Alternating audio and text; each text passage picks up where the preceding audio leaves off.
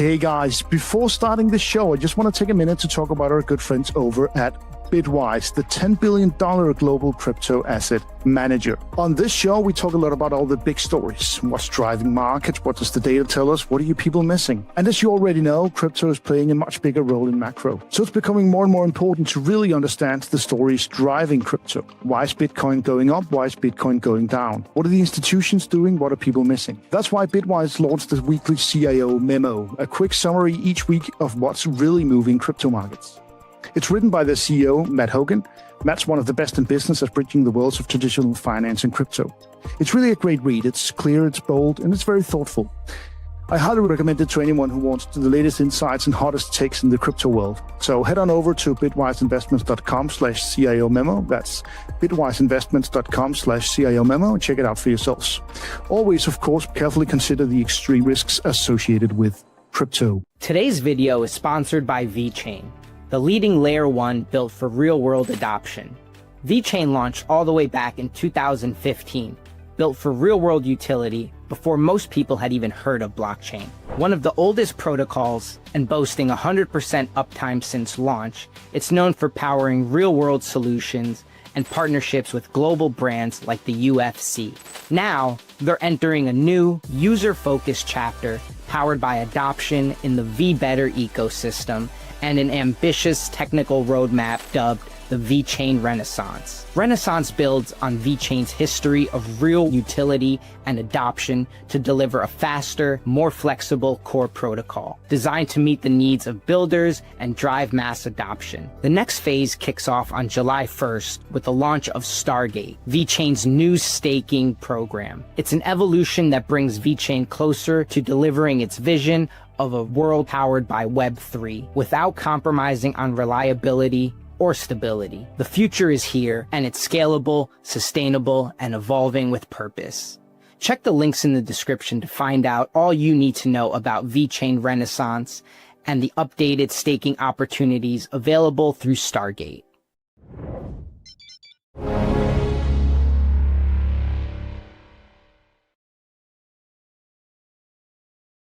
Hello there, welcome to another edition of Macro Mondays. My name is Mikkel Rosenvold, and I'm joined as usual here live from Copenhagen by my usual co-host, Andreas Steno. Welcome to the show, Andreas.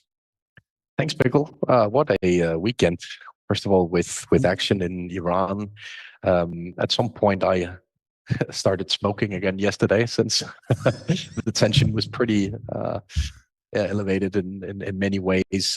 Crypto markets sold off in thin liquidity and all of that, but we're rebounding as we speak, and we've been very, very firm on that conclusion. We'll obviously get back to why. So I think we've kind of reached peak World War III fears over the past 24 hours, and without a lot of merit or substance to it, to be honest.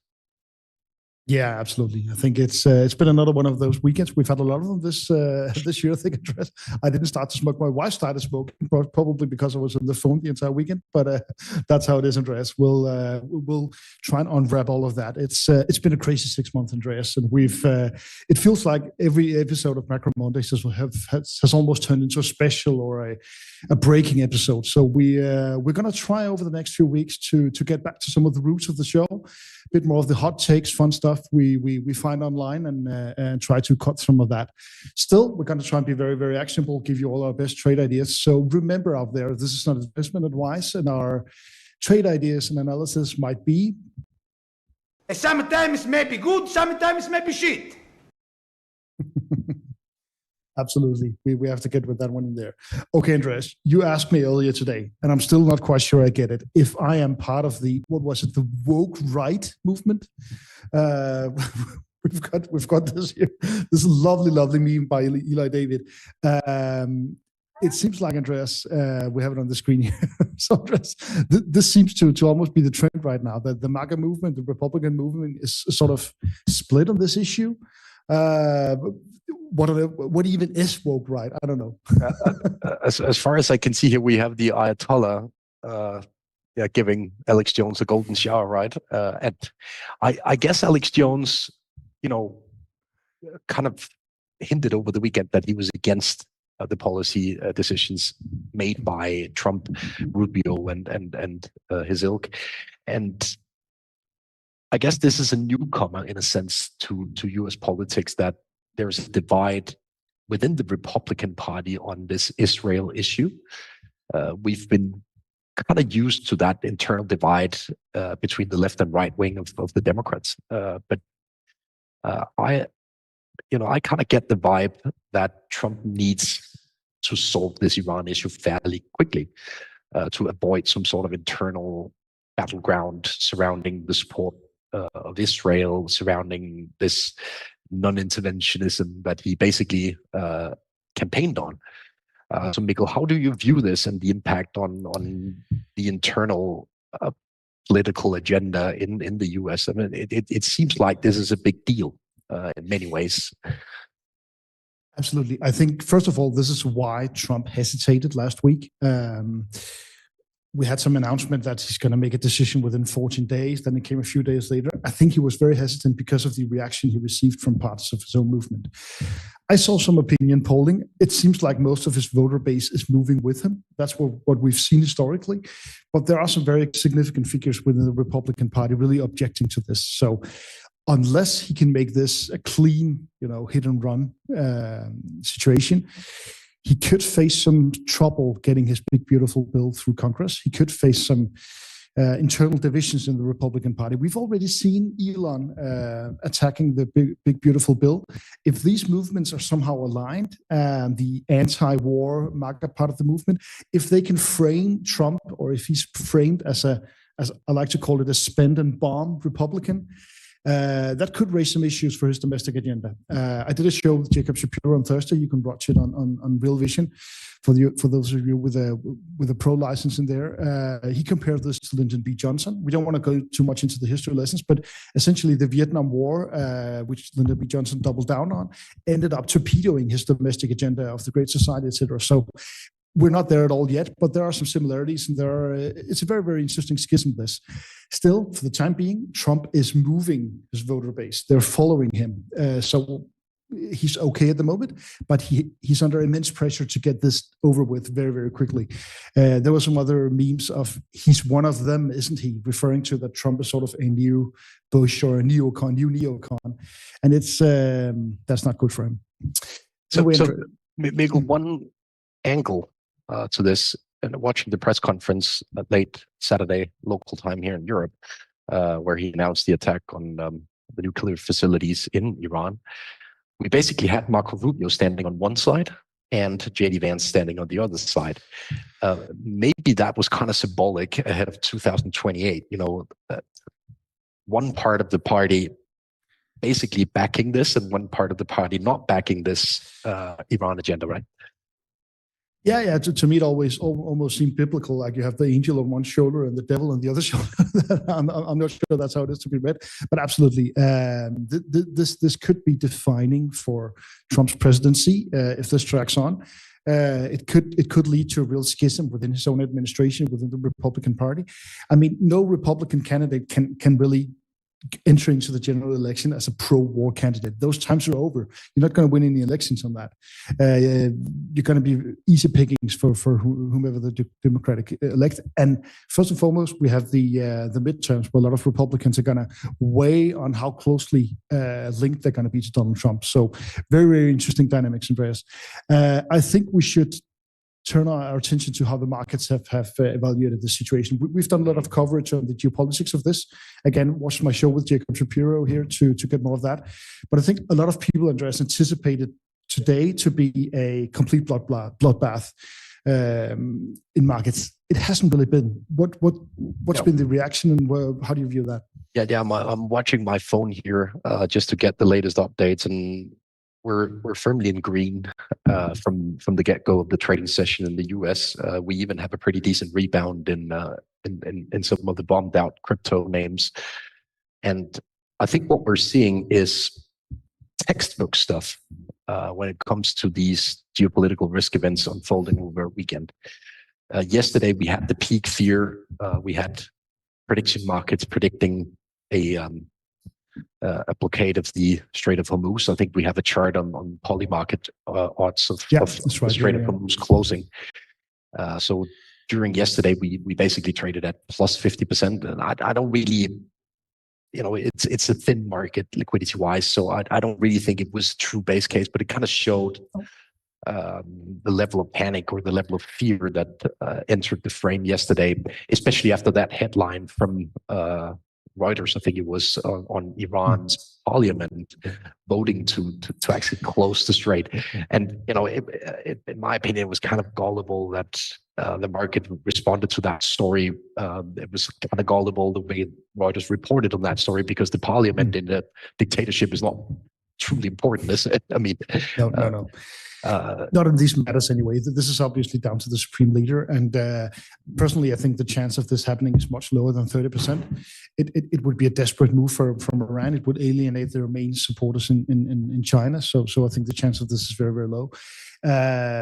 Some further charts of the week, Andreas. Here, we a lot of people posted this of I think it was a Chinese ship which turned around. Yeah, Costco ship. Okay, we turned around in the strait, and people were like, oh, now it's being closed. No, these things happen. It got rerouted for some reason. We brought along another chart here of the traffic through the straits. So I mean, probably some of the insurance companies are putting a premium on sailing through the straits, but we're not seeing a blockade right now. We're not seeing a closure of the straits at all. So Mikkel, let me just mention that this is live from Bloomberg. It's probably delayed a little bit, but this is basically a live map of the traffic in and out. If you compile the data, we are seeing a slowdown in the amount of crossings. So there is obviously a risk. There's a risk, and some of these private companies decide not to go. And I think I don't know why this Costco ship turned around, but there's probably a reason why. So the point here is that the strait is open, but there's obviously a risk that is elevated. So those reporting yesterday that the strait was closed and that it was misguided and to some extent probably even deliberate to try and push a short selling narrative. The strait is wide open. Remember that the strait consists of both Iranian and Omanian waters. So, for most parts of the east to western bound traffic, they're basically sailing in another country's water. So it would be a major escalation for Iran to try and block that part of the strait, and it probably won't happen. And I'd like to show one of the so-called hot takes of the week, one of the new comers to our show, Mikkel, because I have a hot take from, basically kind of a representative of the Saudi Arabian stance on this. We've had Anas Al-Hajji on Real Vision before, and he's basically ridiculing everyone trying to pitch the notion that this strait will close. We're also talking about a substantial part of the Saudi Arabian exports of energy going through the strait, right? They obviously have ports, for example, in Jeddah, where they can ship out oil and so on and so forth in another direction. But in any case, we're talking about very, very powerful local powers such as Saudi Arabia, Qatar, etc., that would be harmed a lot by such a closure. In China, I mean, the oil that comes through the strait, some of it goes to the west, but most of it goes to China. They're by far the biggest taker of all this oil. This would hurt them a lot more than it would hurt the US, because, I mean, this is like 2002 logic to me, that the US is doing all this to get the oil. No. The US is almost self-sufficient in oil, or they could be if they wanted to, from the US or Canada. I mean, in Europe, we're buying some oil from down there, but it's mostly from other sources. So this would mainly be a problem for China. And that's why I think this would make no sense from Iran, unless they're like a cornered animal, just desperately trying to create some trouble. I don't really see why they would do this. Mikkel, let's show the truth post by Donald Trump 15 minutes ago. Here we go. So it's not like he doesn't care. Everyone keep oil prices down. I'm watching. You're playing right into the hands of the enemy. Don't do it. I don't know who he's specifically referring to here, whether it's Saudi Arabia, Iran, or whoever it is, maybe local producers even. The point here is that it's,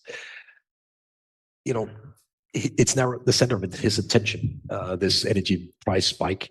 So in my opinion, it speaks in favor of him allowing the Iranians to do more or less whatever they want from here. I think he's, you've had that thesis as well over the past 24 hours that we get some sort of, you've called it a white peace, that, he'll kind of allow them to do whatever they want from here. He's done. Yeah. So very, very briefly, strategically, the way I see that, first of all, I think this tweet will have the opposite effect of what he's hoping for. The signals that the US president is in oil desperation. And I think also his communication after the strike signal that he wants to end this now. And it's kind of the same mistake he made when he entered negotiations with Ukraine, that he enters negotiations where everyone knows that he wants them to be finished very, very quickly. And that's a horrible way to enter negotiations. Anyway, this probably means that the US and Israel, they won't have too many demands of Iran, because why would Iran surrender a lot of stuff right now? I mean, I know bombs are falling left, right, and center down there, but they could probably go on for a few weeks, and that would be a huge problem for Trump. So I think what's most likely is that we'll have some sort of de-escalation, some sort of deal between the US and Iran. It doesn't have to include a lot of things. Maybe will include Iran pledging a freeze to its nuclear activities and a freeze to supplying some of these groups. Could even include lifting some sanctions on Iran. Let's see. In any case, Trump really needs it. He was very, very clear also in his communication around this strike that this was a one-off. They wanted to present this as a fait accompli, that they've done this and now it's a new situation. This doesn't start anything. Obviously, the Iranians communicated otherwise. So the point is, Iran is going to retaliate to the strike. Okay, that's going to come today, tomorrow, Wednesday. We don't know. The US expects this. They're going to accept that as long as it's within reasonable scope. After that, I think it's we have to get that out of the system. After that, I think it's very likely that we'll see a quick deal. At least that's what Trump is going to push for. Yep. So that's the outlook for me. But Mikkel, my best guess is that the oil price peaked at the open on Monday. So the futures market opened between Sunday and Monday a little bit more than $80 per barrel for Brent. And we've seen, fading price action ever since. It's again textbook when you see over the weekend action that you get this gap opening and then sort of a fading price action. It's exactly the same, just the opposite way around for equities. We saw a gap lower and then slowly but surely we retraced higher. And my best guess would be that we end the trading day in firmly in green territory. And I was probably more or less the only one betting on that yesterday. The amount of insult I received on SoMe stating that, it was kind of telling. Even Andrew Tate went on YouTube to tell everyone that oil would be through the roof today. I guess that's kind of telling for the sentiment. So Mikkel, live from some Romanian outback city there, recording that from. Absolutely, Andreas. Let's move on to some of the investment thematics here, Andreas. We've talked about the oil price. Maybe we should bring up this chart of the Iranian market shares compared to Saudi Arabia. That's just one point I want to get in here. That the big winner of all this right now is Saudi Arabia. They've been pumping oil out onto the markets. Prices are rising while they're regaining market share slowly. Dreamland scenario for Saudi Arabia, essentially. Yeah, I mean, as you can see from the dark blue line here, Saudi Arabia has slowly but surely started normalizing their production levels. They, we're still more than 1 million barrels a day away from their production target from 2022, and it was, in many ways, a situation that they couldn't live with for long. The situation we had in 23 and 24, where they had to artificially keep their production down, while, for example, Iran pumped out oil in a way that they had done for years. So Saudi Arabia lost market shares to Iran. They lost market shares to the US. They basically lost market shares to everyone. They were the only ones trying to keep supply contained.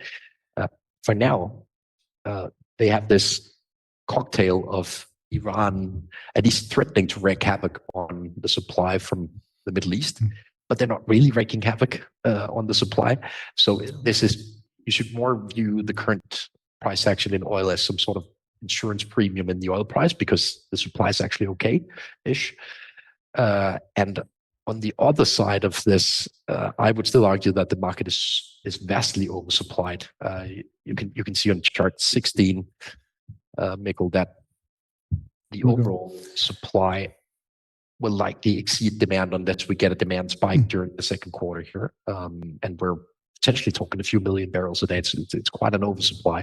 So the only reason why we're seeing this acceleration right now is the supply side. The demand side is not there to cope with this increase from Saudi Arabia and OPEC overall. So yeah, they're kind of in a sweet spot right now for as long as it doesn't escalate into a complete a meltdown of the supply from the Middle East through the Strait of Hormuz, which, again, let me stress that we couldn't be clearer. The risk of that is vastly overstated. And I think that's one of the reasons why you can be bullish this week. Not on oil, but on everything else. Yeah. Okay, Andreas, let's move on to how to navigate this. So essentially the thesis, people are panicking out there. That makes this a buying situation. It seems like the market's reacted in that way as well here Monday. We brought in a few charts here for how to navigate this. What do you want to start with, Andreas? But Mikkel, maybe we can set the scene with a tweet from a geopolitical analyst called Philip Pilkington. Sure. Maybe you could interview Philip on the platform sometime this June or July. He's very much anti-Western in his thesis in many ways. A big fourth turning guy, and I kind of get why you end up spending a lot of your bandwidth on this fourth turning and all of the geopolitical risks out there, because it is frankly very tempting to do so. And he tweeted this yesterday, right? That okay, it's actually happening, referring to the Strait of Hormuz being closed, and a blast of inflation that could hit 7-8%. The West is not able to cope with it. We'll basically see a complete decline. I don't agree with this, but this is a very common take out there right now. That the West will basically falter should we get a new wave of inflation. My best guess, and that's also what I've written in the editorial available for pro members of Real Vision, flash updating you on everything related to markets after this bizarre weekend, is that China is in a much worse spot should this happen than the US. Absolutely. And I mean, this is a very, very, very strange situation because Iran is completely isolated right now. They used to have the backing of Russia. They have a defensive pact with Russia. They haven't lifted a finger in support of Iran. China hasn't lifted a finger in support of Iran here. So Iran is very, very much isolated. Israel and the US are solving a lot of problems. We can discuss the long-term implications of this. They might not all be positive. We've done so in other shows, but I mean, very, very short-term point of view, Israel has really cleaned up shop in the Middle East. From a very cynical perspective, they destroyed more or less, we'll see the effect of the bombing, more or less destroyed the nuclear program of Iran, might even provoke a regime change. So right now, it's very, very hard to see this as a defeat for the US, I have to say. And yeah, of course, there are some risks to inflation. We heard these inflation targets as well around Liberation Day. Well, where is that inflation? Is it in the room with us? I don't know, Andreas. This is I think this is way, way overstated. And the death of the West is way over-reported right now, we have to say. Yeah, I agree. But it feels kind of odd to discuss this from our sure. location in Northern Europe, because we're kind of not invited in a sense. No. It doesn't really feel like we're involved. We obviously had these talks between the UK, France, Germany, and Iran on Friday, and nothing really happened there, right? And I think that was kind of where Trump ran out of patience. So obviously Europe is in a soft spot here in many ways as well, but Asia as well. Let's go to the few market takeaways I have to conclude the show, and you'll have to read our editorial and portfolio updates to get all the juice. But this is a chart of the oil price, and as you can see, we peaked right around 80 from the get-go of the trading session overnight, and we've slowly descended basically through the day, and it seems like peak panic is behind us. When you look at it in a slightly longer time frame, on a longer time frame, Mikkel, on the next chart, it's really, really key levels here. We kind of spiked above trend line, but we're now slowly but surely descending below. So it could be a fake breakout. And as you've seen basically through 22, 23, and 24, this trend line has been incredibly solid. And my best guess would be that the oil price has peaked. In all transparency, we offloaded our oil position late last week, just ahead of peak fears. And I'm pretty satisfied with that position, or that change of position since. Yeah, absolutely. And this curve could have been even steeper if the Saudi Arabians hadn't played around with their supply. And I think that is the overall trend also that's going to push this further down. The Saudi Arabians are so far still committed to some sort of price war. They're committed to taking back their market shares. They're sick and tired of countries like Iraq and Kazakhstan cheating on the weight, and so the coherence within OPEC is still very, very fragmented. And when you have a price cartel essentially falling apart, that usually means lower prices, stronger competition overall. Yeah. So of course, I acknowledge that tail risk of closure of the Strait of Hormuz. But I actually think it is more likely that oil will go to 50 than 100. I agree. Because the market is oversupplied should this end up as a nothing burger in many ways. And Andreas, this chart here, this wouldn't be you without a couple of FX pairs, a link to FX. What's your takeaways here? Yeah, so I'm actually kind of surprised that we haven't seen a stronger dollar through this. We've seen some early signs of it over the past couple of trading days. But what you typically see should energy prices remain somewhat elevated for a while. And my best guess, as I said, is that oil has peaked, but it will slowly but surely descend. The wall of worry is still there. It will take time to get that insurance premium out of the market. And that is oftentimes good news for the dollar versus, for example, the Japanese yen. That's what you can see in the this heat map. While one of the few currencies that will actually gain some ground versus the dollar in such a scenario is the Mexican peso, probably since it is a country with an okay energy balance, but also since LATAM central banks, they're used to fighting inflation. So this is typically good news for the dollar and surrounding countries, Canada, Mexico versus European countries, and versus Asia to a large extent, as you can see with Japanese yen.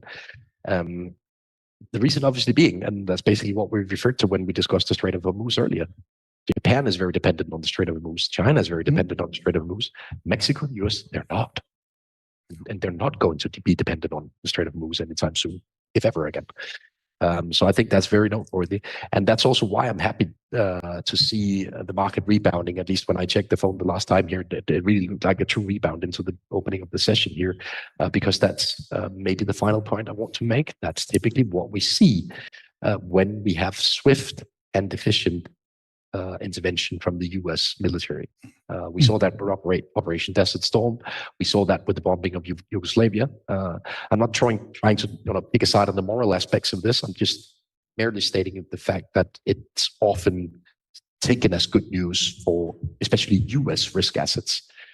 And let me conclude with this thesis. The US is obviously not keen on seeing the Strait of Hormuz being closed. And to ensure that the strait is not closed, they probably have to cooperate with China on this topic, or at least not provoke a response from China. So I wouldn't rule out that China will get another discount on tariffs just to ensure that they stay on top of this Strait of Hormuz topic, and that they use all of their diplomatic channels with Iran to tell Iran, don't do it. So I think the US risk asset space looks promising. I also think Chinese risk assets look promising given this context. Great stuff, Andreas. That was all for us this week. Remember to watch the Macro Meets Micro on Wednesday. A lot of very, very actionable stock picks in there. You have to be a pro subscriber for that. If you're not, you can still watch Macro Mondays every Monday for free. But we really suggest you to take a look at Real Vision offering. So that's all for this week. Another hectic weekend. Let's see if we can match that next Monday, Andreas. Great to talk to you. Thank you to all of you for listening. We'll be back next week. Today's video is sponsored by VeChain, the leading layer 1 built for real-world adoption. VeChain launched all the way back in 2015, built for real-world utility before most people had even heard of blockchain. One of the oldest protocols and boasting 100% uptime since launch, it's known for powering real-world solutions and partnerships with global brands like the UFC.